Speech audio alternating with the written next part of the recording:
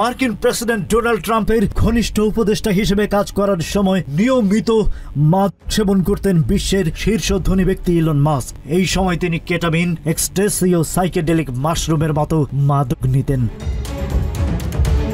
New York টাইমসের এক প্রতিবেদনে আরও জানানো হয়েছে, মাস্কের নেশার মাত্রা এতটাই বেড়ে গিয়েছিল যে এটি তার মূত্রথলির সমস্যার কারণ হয়ে দাঁড়িয়েছিল।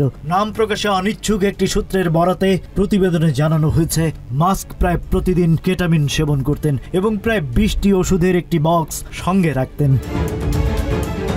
অবশ্যই ইলন মাস্ক অতীতে এক সাক্ষাৎকারে দাবি করেছিলেন প্রতি 2 সপ্তাহে তিনি সামান্য পরিমাণ কেটামিন নিতেন। 2023 সালের বসন্ত নাগাদ তার নেশার মাত্রা বিপজ্জনক পর্যায়ে পৌঁছে যায়। বৃহস্পতিবার ট্রাম্প প্রশাসন ছাড়ার ঘোষণার পর চাঞ্চল্যকর এই তথ্য প্রকাশ করে গণমাধ্যমটি।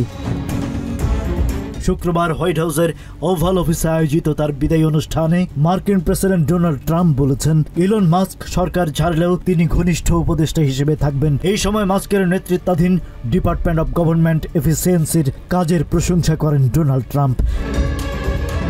ট্রাম্প তার ডেস্কের পেছনে দাঁড়িয়ে বলেন, ইলন সত্যিকার অর্থে চলে যাচ্ছেন না, তিনি আমাদের মধ্যেই থাকবেন।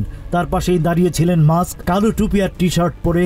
টি শার্টের সামনের লেখাটি গডফাদার সিনেমার স্টাইল অনুকরণে তৈরি করা। Rajib Raihan, news flash 71।